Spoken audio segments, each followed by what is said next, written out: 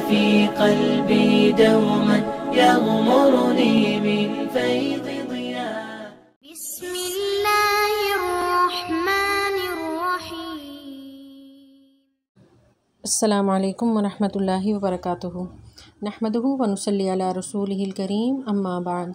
फ़अऊज़ु बिल्लाहि मिनश शैतानिर रजीम। बिस्मिल्लाहिर रहमानिर रहीम। रब्बि इश्रह ली सदरी व यस्सिर ली अमरी वहलुल उक़दतम मिन लिसानी यफ़क़हू क़ौली। रब्बि ज़िदनी इल्मा। सूरह यासीन की आयत नंबर 31 से आज के लेसन का हम आगाज़ करेंगे। अल्लाह तबारक व तआला फरमाते हैं, औज़ु बिल्लाहि मिनश शैतानिर रजीम। क्या लम नहीं या रऊ उन सब ने देखा, कम कितनी, अहलकना हमने हलाक कर दी, क़ब्लहुम उनसे पहले, मिनल क़ुरूनी उम्मतें, अन्नहुम के बेशक वो, इलैहिम उनकी तरफ, ला यरजिऊन नहीं लौटेंगे। इससे कबल आयात में हमने एक ऐसी कौम का तज़किरा पढ़ा कि जिनकी तरफ अल्लाह तबारक व तआला ने एक नहीं दो बल्कि 3 पैगंबर उनकी रहनुमाई के लिए भेजे, मगर ये ऐसी ढीठ कौम थी, ऐसी जालिम कौम थी कि इन्होंने उन तीनों पैगंबरों को की बात ना सिर्फ मानने से इनकार किया, उल्टा उन्हें धमकियां देने लगे और उन्हें धमकी देने लगे कि हम तुम्हें संसार कर देंगे। तो जब उन कौम के इस इरादे से एक शख्स जो है, जो उनकी कौम का बहुत नेक और साले शख्स था, उसे जब कौम के इन इरादों की ख़बर हुई तो वो दौड़ता हुआ आया और उसने कौम को समझाना चाहा। तो कौम ने बजाय उसके कि उसकी नसीहत पर अमल करते या उसकी बात मान लेते, उन्होंने उस शख्स को भी शहीद कर दिया। अल्लाह तबारक तआला ने इस पूरे किस्से को इससे कबल आयात में बयान किया और उस कौम को अल्लाह तबारक तआला ने नतीजतन हलाक कर दिया और आन की आन में एक सहीहतन वाहिदा यानी एक चीख के साथ उस पूरी कौम को बर्बाद कर दिया गया। तो ये किस्सा बयान करने के बाद अल्लाह तबारक तआला यहाँ पर कुरैश मक्का से मुखातिब हैं कि क्या इन्होंने नहीं देखा कि कितनी ही कौमें हमने इनसे पहले हलाक कर दी, कि वो कौम तो हलाक की ही है, तो इनसे पहले भी बहुत सी कौमें हमने हलाक कर दी। मिनल क़ुरून जो है ये क़र्न की जमा है, ये सदी के लिए भी लफ्ज़ इस्तेमाल होता है और उम्मत के लिए भी, कौम के लिए भी। तो कितनी ही उम्मतें या कौमें हमने इससे पहले हलाक की, यानी अरबों के इर्द गिर्द ख़ुद ये जानते थे और वाकिफ़ थे उन कौमों से, जैसे कौम आद, समूद, असहाब मदियन जो हैं, ये तमाम कौमें, कौम लूत, ये तमाम अरब कौमें थीं और अरब के ख़ित्ते में ही ये लोग मौजूद थे।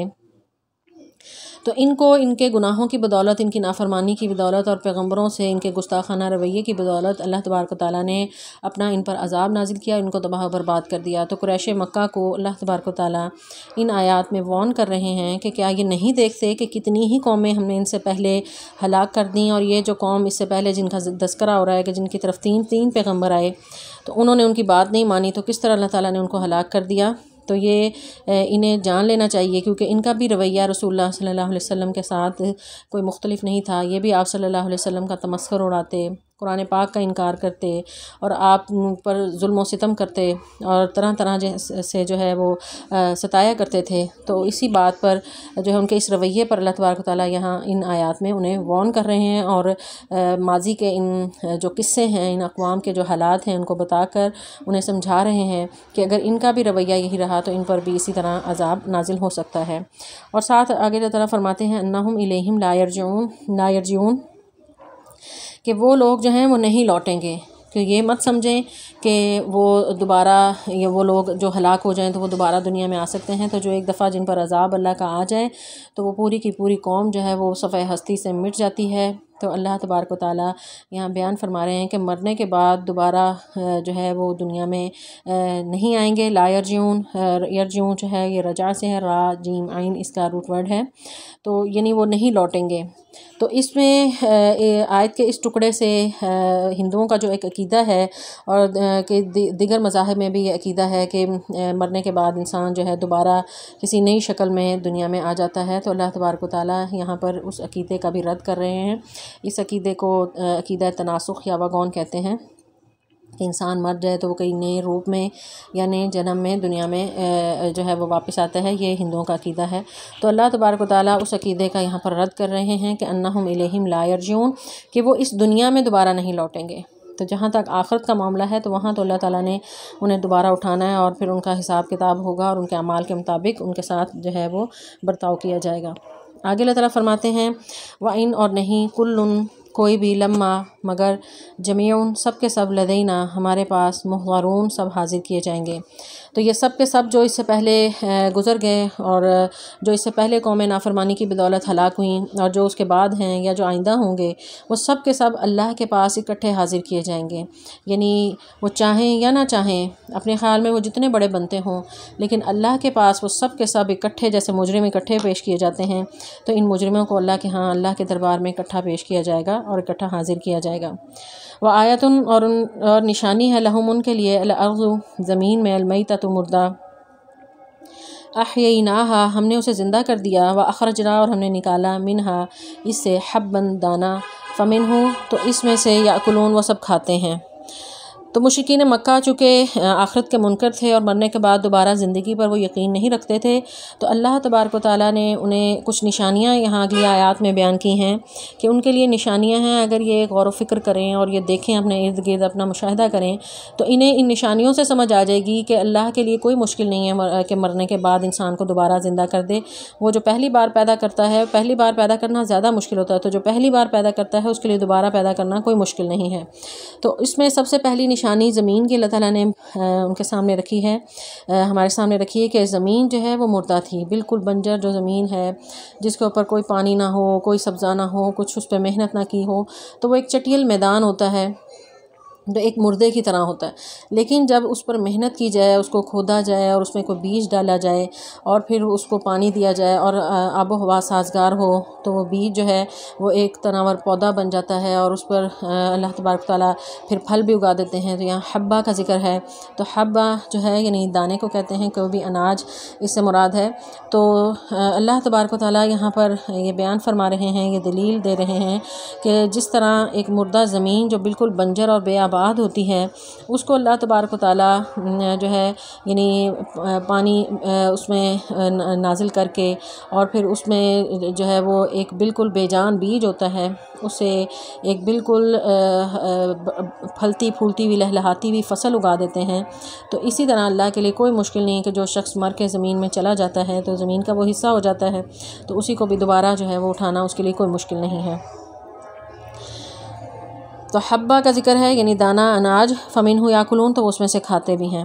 वजअलना और हमने बनाए फ़ीहा इसमें, जन्नात इन बागात, मिन नखील खजूरों से, व आनाब और अंगूरों से, व फज्जरना और हमने फाड़ निकाले, फ़ीहा इनमें, मिनल उयून चश्मे। यहाँ पर नखील का लफ्ज़ आया है। नखील नखलुन की जमा है, खजूर को कहते हैं, यानी पूरा का पूरा खजूर का पौधा इससे मुराद है। वैसे खजूर खाली जो उसका फल हम खाते हैं उसे तमरुन कहते हैं। तो यहाँ नखील का लफ्ज़ आया यानी खजूर पूरी की पूरी, यानी उसका तना, उसमें पत्ते, उसका फल सब इसमें शामिल है। तो खजूरों के बागात व आनाब, आनाब इनाबुन की जमा है, अंगूर को कहते हैं। और एक लफ्ज़ अयून आया है, अयून आइनुन की जमा है, मुराद कुएँ और चश्मे हैं जिनसे ज़मीन सैराब होती है। तो मुर्दा ज़मीन को ज़िंदा करके अल्लाह तबारक तआला फरमाते हैं कि ना सिर्फ खुराक के लिए गल्ला ही हम उगाते हैं, बल्कि इनके लिए किस्म किस्म के फल भी उगाते हैं। यहाँ पर सिर्फ 2 फलों का जिक्र इसलिए किया है कि ये वो फल हैं जो बहुत ज़्यादा मुनाफा बख्श भी हैं और अरबों की बड़ी मगरूब ग़ज़ा भी थी। तो खजूर और अंगूर के वैसे भी बहुत यानी सेहत के हवाले से भी बहुत से फ़वाइद हैं। तो अल्लाह ताला ने इन 2 फलों का जिक्र करके इंसान को समझाया है कि वो रब, वो ज़ात जो एक मुर्दा ज़मीन में से किस्म किस्म के पौधे उगा सकता है, कहीं पर वो अनाज उगाता है और अनाज की भी कई किस्में हैं, गंदम है, चावल है, जौ, बाजरा और कई और किस्म की मकई है।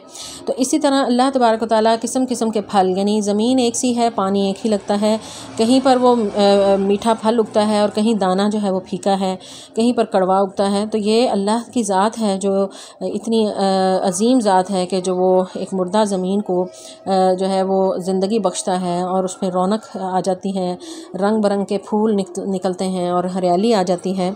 तो इसी तरह उसके लिए तो कोई मुश्किल नहीं दोबारा ज़िंदा करना। तो यहाँ पर अल्लाह तबारक व तआला हयात बादल ममात यानी मरने के बाद दोबारा उठने का इनकारी लोगों को ये दलाइल दे रहे हैं ज़मीन से और उसमें होने वाली पैदावार से। आगे तरफ फरमाते हैं लियाकुलू ताकि वो सब खाएं, मिन समरिही उसके फल से, वमा हालांकि नहीं, आमिलत हु बनाया उसे, ऐदीहिम उनके हाथों ने, अफला तो क्या नहीं यशकुरून वो शुक्र करते। तो अब जो चीज़ें जिनका ज़िक्र अल्लाह ताला ने किया है कि अनाज है, फल हैं, जिनमें से दो का ज़िक्र यानी खजूर और अंगूर का किया, तो अल्लाह तबारक व तआला ने ये सब इसलिए उगाए हैं कि लोग इनके फल खाएं। हमारी ही कि यानी इस ज़मीन से जितने भी फल निकलते हैं वो सब जो है उनको लोग खाएं और उनसे फ़ायदा उठाएं, अपनी खुराक का हिस्सा बनाएं। और आगे अल्लाह ताला फरमाते हैं वमा आमिलत हो, नहीं बनाया उसे। तो माँ का मतलब जो है लफ्ज़ इसके दो मानी होते हैं, एक मानी इसका जो का भी किया जाता है और एक नहीं के मानों में भी ये लफ्ज़ इस्तेमाल होता है। तो अगर इसका तर्जुमा हम ये करें कि वमा आमिलत हो ऐदीहिम, कि नहीं बनाया उनके हाथों ने, तो इसका मतलब ये होगा कि ये सब चीज़ें जो हैं इन पर इंसान का कोई कुदरत और इख्तियार नहीं है। वो तो उसका काम ज़मीन को नरम करना और बीज फेंक देना है। अब वो बीज से पौधा ना निकले तो इंसान का तो कोई उस पर इख्तियार नहीं है। तो ये इंसान को समझना चाहिए कि नहीं, ये सब कुछ उसने अपने हाथों से नहीं बनाया, ये अल्लाह ताला ने बनाया है।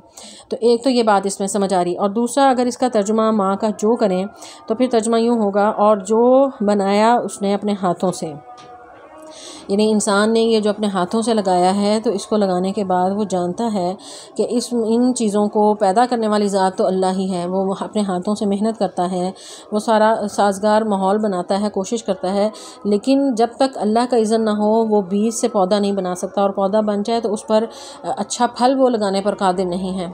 तो ये काम जो है वो वही ज़ात कर सकती है जिसने इन तमाम पूरी कायनात को बनाया है। आगे अल्लाह ताला फरमाते हैं, सवाल करते हैं इंसान से कि ये सब कुछ देखने के बाद, जान लेने के बाद, अफला यशकुरून, तो क्या वो सब शुक्र नहीं करते कि इतनी नेमतें अल्लाह ने बनाई और सब कुछ ये मुशाहिदा इंसान करता है कि वो रिस्क खा रहा है। और फिर सबसे बड़ी बात ये कि इंसान को अशरफुल मखलूक़ात बनाया। फल जो है यानी चारा लगता है, पौधे हैं, वो दीगर जानवर भी हैं वो खाते हैं, वो जो है जिस तरह वो लगे हैं वो वैसे ही खाते हैं। वो उन्हें अल्लाह ताला ने अकल नहीं दी, लेकिन इंसान को अशरफुल मखलूक़ात बनाया। तो ये जो अनाज है, ये जो फल हैं, इनको तरह तरह से इंसान मुख्तलिफ़ तरीक़ों से अपनी खुराक का हिस्सा बनाता है। तो अनाज को कभी उसकी वो रोटी बनाएगा, कभी उसको ब्रेड जो है वो गंदम की बन जाएगी, और बेशुमार बिस्किट बना लेगा, बेकरी की बहुत सी चीज़ें हैं। इसी तरह खजूर से मुख्तलिफ़ उसके जो है अपने खाने पीने की चीज़ें बनाता है। अंगूर के भी कई इस्तेमालात हैं। तो ये तमाम नेमतें इंसान को अल्लाह ताला ने अता की, फिर उसको अक्ल और शऊर दिया। तो इस सब के बाद क्या उसे समझ नहीं आती कि वो शुक्रगुजारी क्यों नहीं करता? अफला यशकुरून, के वो सब शुक्र क्यों नहीं करते? सुब्हान अल्लज़ी, पाक है वो ज़ात, यानी ये शुक्र करें या ना करें तो अल्लाह तो वो पाक है।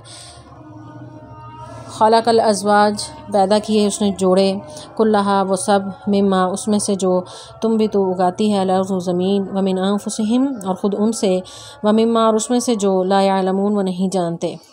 तो अल्लाह तबारक व तआला ने ये सब पैदा किया और वो पाक है और उसे किसी की मोहताजी नहीं है और वो हर ऐब से पाक है। खलक़ल अज़वाज, उसने जोड़े पैदा किया। अल अज़वाज जो है ये ज़ौज की जमा है।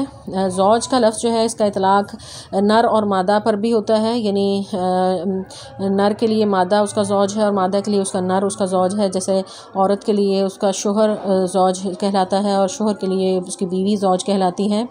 तो ज़ौज का लफ्ज़ सिर्फ नर और मादा के लिए इस्तेमाल नहीं होता, बल्कि इसका इतलाक़ जो है मुमासिल चीज़ों के लिए भी होता है। जैसे जूता है, उसका एक जूता जो है उसका दूसरा जूता उसके लिए ज़ौज होता है। एक हाथ है, दूसरा हाथ भी उसके तरह ही है, तो वो भी ज़ौज कहलाता है। इसी तरह बाज़ दफ़ा कोई मुकाबिल चीज़ें हैं वो भी ज़ौज कहलाती हैं। जैसे कि सफ़ेद है तो उसका ऑपोज़िट काला है, दिन है तो रात है, इसी तरह धूप है तो साया है, रोशनी है तो तारीकी है। तो ये सब चीज़ें जो हैं, यानी ज़ौज का सिलसिला बहुत वसी है। तो ये ना सिर्फ़ नबातात में, हैवानात, इंसानों में भी, और इसी तरह दीगर चीज़ों में, इवन के मादा में भी, कि मादा एक ज़र्रा है, उसके अंदर भी अल्लाह ताला ने मुख्तलिफ़ क़ुव्वतें रखी हैं, पॉजिटिव और नेगेटिव, इनका भी एक ज़ौज है जो आपस में कशिश रखती हैं।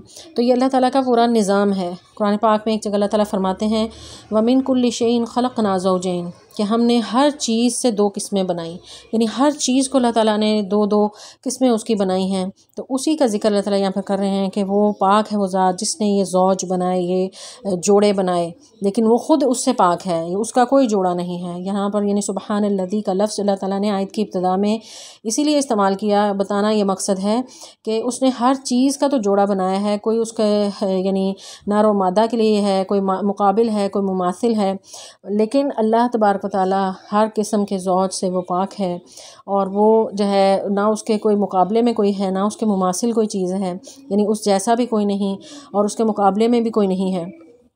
आगे अल्लाह ताला फरमाते हैं कुल्लहा मिम्मा तुम्बितुल अर्ज़, और वो सब चीज़ें जो हैं ये ज़मीन जो उगाती है और ख़ुद उनमें उनकी अपनी ज़ात में भी ये सब चीज़ें इंसान के लिए समझने के लिए हैं।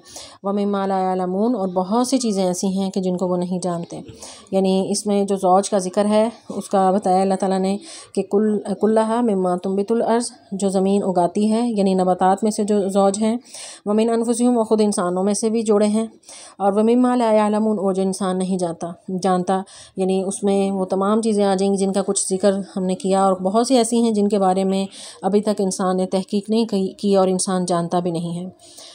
आगे अल्लाह ताला फरमाते हैं व आयतुन, और एक निशानी लहुमुल लैल, उनके लिए रात में है, नस्लखु, हम खींच लेते हैं, मिनहु, उसमें से, अन्नहारा, दिन को, फ़ाइदा, तो अचानक, हम, वो सब, मुग़लिमून, वो सब अंधेरे में रह जाने वाले होते हैं।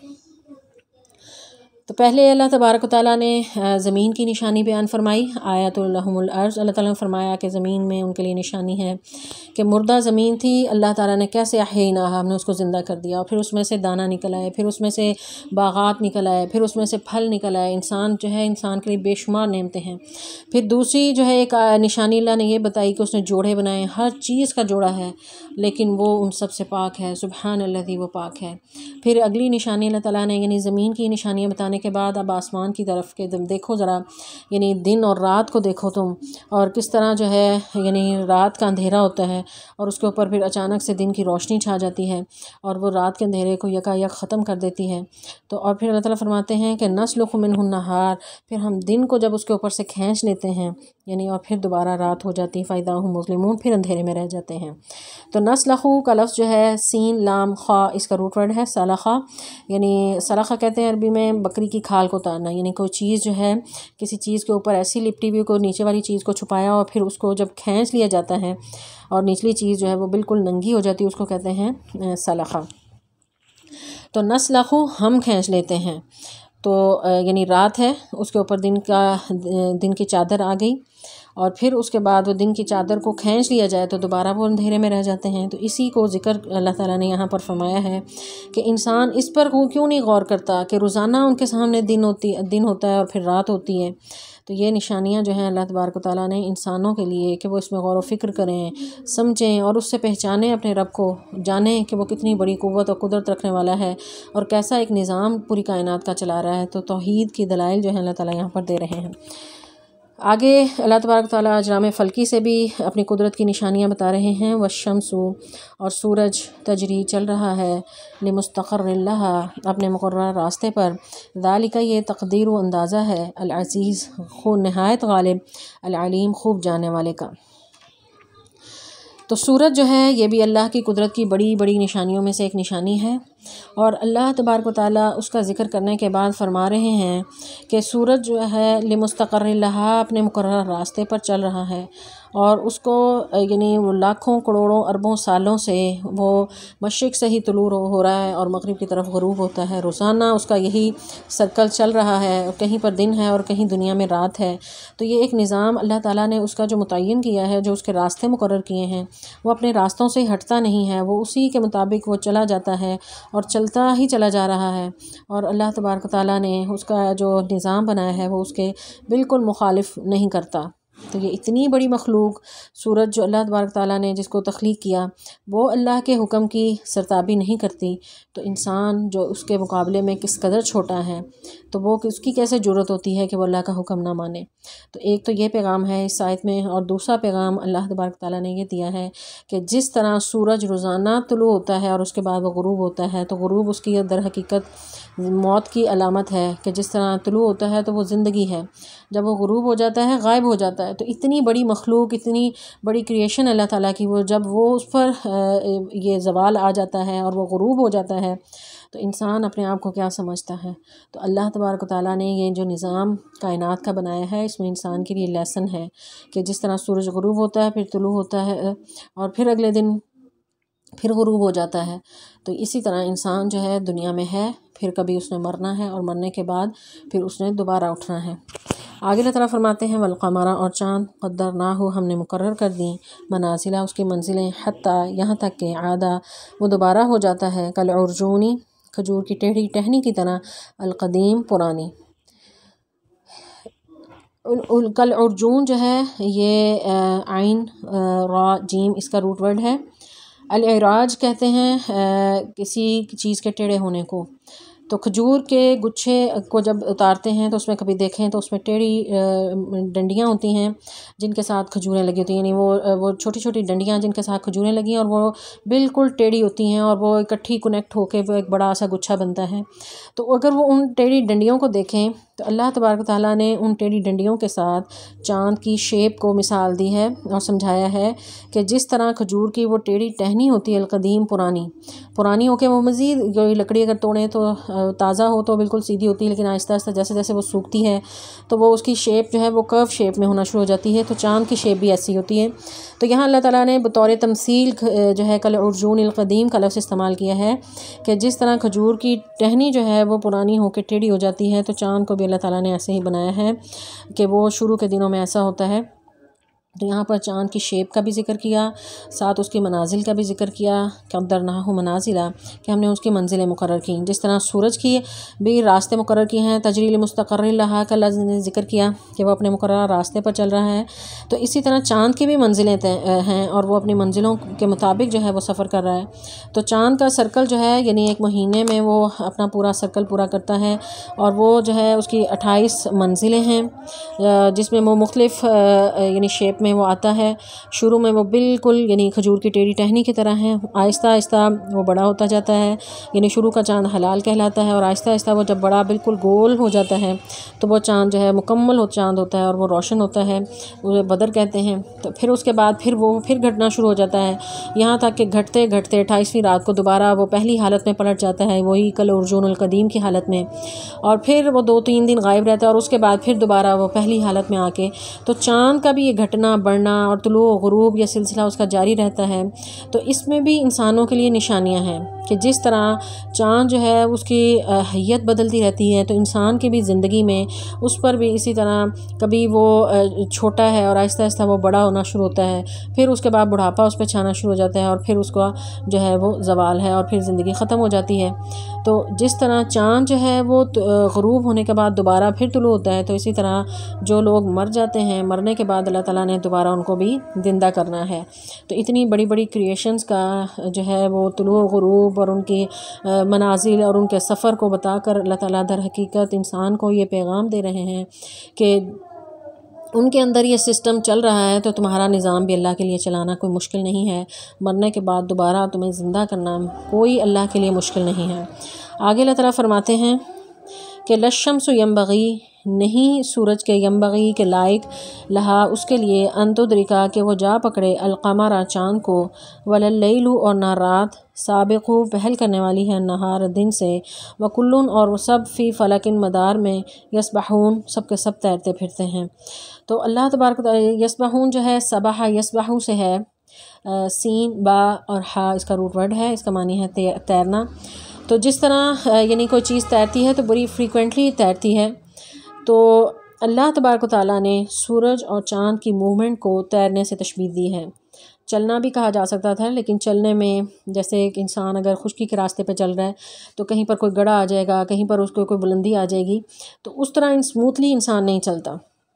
इसी तरह लेकिन अल्लाह तबारक व तआला ने यहाँ पर तैरने से इनको तशबीह इसलिए दी कि जब तैरता है इंसान पानी पर तो वो बिल्कुल स्मूथली, उसमें कोई ना रुकावट है ना उसकी स्पीड कम होगी, वो एक ही स्पीड में मुसलसल चलता है। तो अल्लाह तबारक व तआला ने सूरज और चाँद की और सितारों की मूवमेंट को जो है वो तैरने से तशबीह दी कि वो बिल्कुल स्मूथली, कहीं ये नहीं कि उनकी हरकत कहीं वो अटक जाएँ, वो कम उनकी हरकत हो जाए, कहीं बहुत तेज़ हो जाएँ, तो ऐसा नहीं है, बल्कि वो तैर रहे हैं अपने अपने मदार में। अल्लाह ताला ने उनके रास्ते मुकर्रर कर रखे हैं और ये लाखों करोड़ों अरबों सालों से, जब से इस दुनिया बनी है, जब से सूरज चाँद सितारे बने हैं, वो अपने मदार में घूम रहे हैं और कोई किसी दूसरे से नहीं टकराता और बाकायदगी से अपने मदार में घूम रहे हैं और ये निज़ाम जो है क़यामत तक चलता रहेगा। तो ये निज़ाम जो है इसमें अगर इंसान गौर व फ़िक्र कर ले तो यकीनन इसमें भी बहुत बड़ी निशानी है। आगे अल्लाह ताला फरमाते हैं वायतुन और निशानी है लहुम उनके लिए अन्ना कि बेशक हमने हमलना सवार किया ज़ुर्रियतहुम उनकी औलादों को फिलफुल की कश्ती में अलमशहून भरी हुई। तो आगे मज़ीद भी अल्लाह ताला ने अपनी कुदरत की निशानियाँ बयान की हैं, वो अगले लेसन में इंशाअल्लाह हम देखेंगे। अल्लाह ताला से दुआ है कि अल्लाह ताला हमें कुरान पाक का सही फ़हम अता फ़रमाए और उस पर अमल करने की तौफ़ीक़ अता फ़रमाए। वस्सलामु अलैकुम व रहमतुल्लाहि व बरकातुहू।